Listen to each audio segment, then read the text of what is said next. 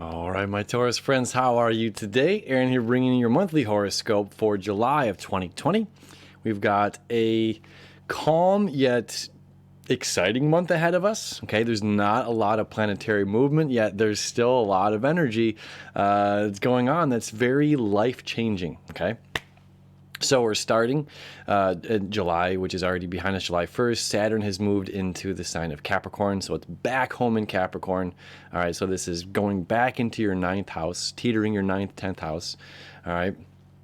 This is like Papa Bear is coming back to check off the list for you. It's about philosophy, education, but it's like harnessing in and focusing in on your skills, as well as something that's about some maybe travel, okay? So there's some travel potentially in the future. There's something that's dealing with your education, philosophy, understanding, and how you're applying yourself in your daily life to this, okay? Now, this eclipse that happens on the 4th is going to be in Capricorn, okay? So the moon's going to be in Capricorn, sun in the sign of Cancer, all right? So we're just off of the nodes. Anything within 18 degrees is an eclipse of the nodes. But we have the north node in Gemini, we have the south node in Sagittarius. So this is not a north node in Cancer, south node in Capricorn eclipse, so this is reflecting on where we were 2 years ago. This is also about commitment. Capricorn wants to commit. The moon, this is an emotional ups and downs. Every month we experiencing an array of emotions, right? So this particular eclipse is like about being steady, about being stable. It's about being committed. What changes are we committing to in our lives that we're going to follow through? We're not going to go back into this safe space anymore. We're not going back into this comfortable old familiar. It's time to grow, okay? So this eclipse is really, really powerful for you in that, and a lot of new knowledge and new insights going to be coming in from you, as well as letting go of old knowledge that no longer serves and where you're going. Now, on the 11th, okay,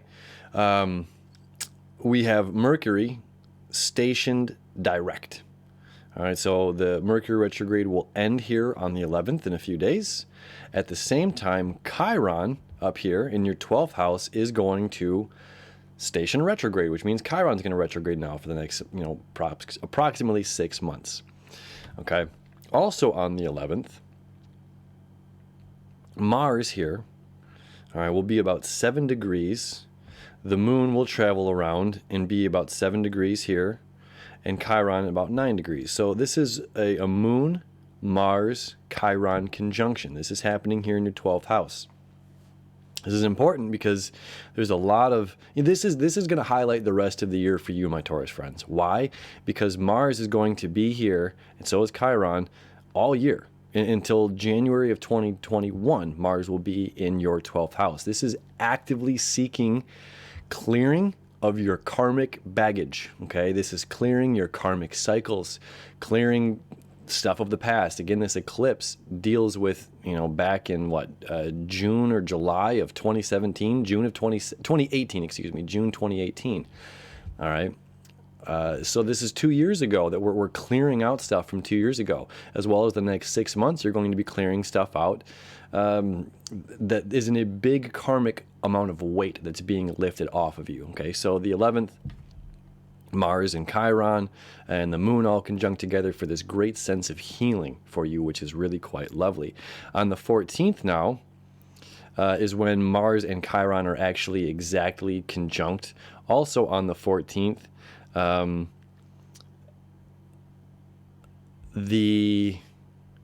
is it at? Uranus here begins a septile to Neptune, okay? So we have this Neptune septile to Saturn. These septiles are 7th harmonic, okay? This is between your 11th house of community, all right? This is about digital technology, a new revolution, your dreams, abundance, expansion, okay? That connecting with Saturn here and teetering your 9th/10th house. So that, again, this can be about education. This also can be about your career and how you're being viewed in the world. All right, so it's extremely important. So this is like how you want to be seen. Your wish is my command to the community. You will be seen to the community exactly how you want to be. Okay, so this is all coming into an alignment as well. Uranus is in your first house, which just deals with you, your personality, your perception, also how people perceive you and how you perceive the world. So Neptune now creating from the 14th on until August, until late in August, okay, Neptune is going to create that septile, seventh harmonic, fate and destined, to break through Uranus. Okay, so all the way till the 25th, Neptune septile to Chiron, Neptune septile to Uranus. This is the great awakener. This is the release of pressure. Saturn creates pressure. Neptune's expansive. Expand beyond what you believe is possible. Add pressure, consistency, practice, breakthrough. It rains diamonds on Saturn. That is the crazy atmospheric pressure, okay? A lot of pressure is going to be going on during this time. Why? Because we're going through this teetering back and forth of, is life really going to change? The answer is yes. And how much work you put into your personal life is going to be the growth that comes out of the other end. This is part of the your wish is my command. Okay, this is part of this Neptune-Saturn septile that's going to be happening throughout 2020. All right, now adding Uranus into this mix says, oh, this is the eureka, this is the aha. And we get it all of July and pretty much all of July and August. Okay, so this is something definitely to be looking forward to because we're going to be feeling it. You know, this is like baby steps. We're getting there. We're slowly climbing up the staircase. Then we look back, we're like, wow, we actually did come a long way. You know, so it's like, just have faith. Have faith, it's getting there.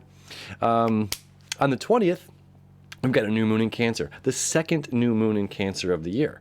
If you recall, we had a new moon solar eclipse, okay, at 0 degrees of Cancer, and now 28 degrees later, we have another new moon in Cancer.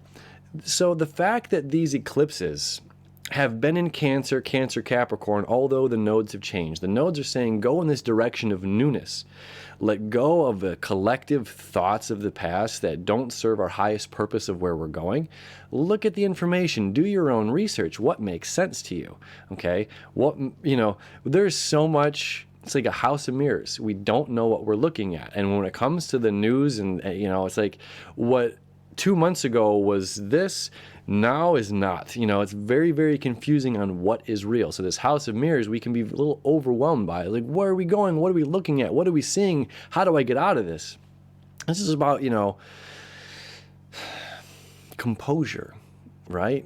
And again, with all of this energy up in the 9th house for you, 9th, 10th house for you, this Capricorn energy, again, saying stay committed and like, you can do this, whatever. You can figure your way out of this. You can figure your way out of this house of mirrors. You can figure your way out. And the place of leading is by being a compassionate human being, by being nurturing to yourself, nurturing your own wounds.